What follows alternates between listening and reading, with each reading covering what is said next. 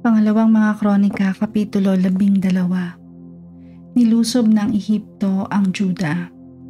Maging matatag na ang paghahari ni Rehoboam, tinalikuran niya at ng buong Israel ang kautusan ni Yahweh. Subalit ng 5 taon ng paghahari ni Rehoboam, sapagkat hindi sila naging tapat kay Yahweh, sinalakay ni Shishak, hari ng Ehipto, ang Jerusalem.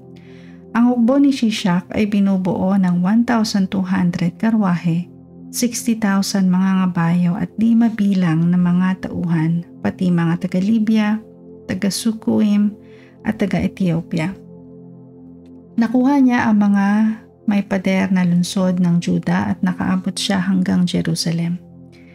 Dahil sa pananalakay ni Shishak, ang mga pinuno ng Israel ay nagtipon sa Jerusalem kasama si Rehoboam. Dumating naman ang propetang si Semayas at sinabi sa kanila, "Ganito ang ipinasasabi ni Yahweh, pinabayaan ninyo ako kaya pinabayaan ko rin kayong mahulog sa kamay ni Shishak." Pagkarinig niyon, nagpakumbaba ang hari at ang mga pinuno ng Israel at sinabi nila, "Makatarungan si Yahweh." Nakita ni Yahweh ang kanilang pagpapakumbaba, kaya sinabi niya kay Semayas, "Nagpakumbaba na sila, kaya hindi ko na sila lilipulin. Ililigtas ko sila sa lubos na kapahamakan at hindi ko na ibubuhos ang aking galit sa Jerusalem sa pamamagitan ni Shishak. Gayunman sila'y masasakop nito upang malaman nila kung alin ang higit na mabuti, ang maglingkod sa akin o ang maglingkod sa mga hari sa lupa." Sinalakay ni Haring Shishak ng Ehipto ang lungsod ng Jerusalem at sinamsam ang mga kayamanan sa templo ni Yahweh at sa palasyo ng hari. Kinuha niya ang lahat, pati ang mga gintong kalasag na ipinagawa ni Solomon. Pinapalitan ni Rehoboam ang mga iyon ng kalasag na tanso. Pinaingatan niya ang nasabing mga panangga sa pinuno ng mga bantay ng palasyo. Tuwing pupunta sa templo, ang hari, inilalabas nila ang mga kalasag at pagkatapos ay ipinababalik sa silid ng mga bantay. Sapagkat nagpakumbaba si Rehoboam, hindi ganap na ibinuhos ng Diyos ang galit nito sa kanya.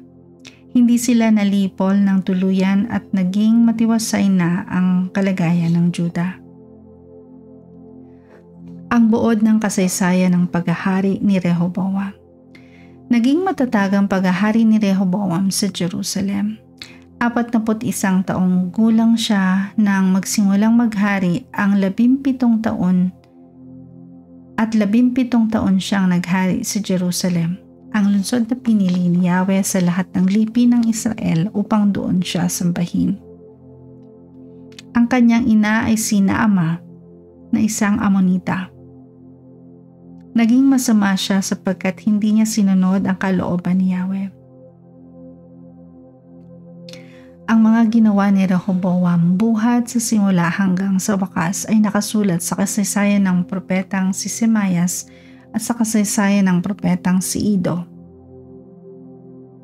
Patuloy ang digmaan ni Jeroboam at Rehoboam sa buong panahon ng paghahari nila.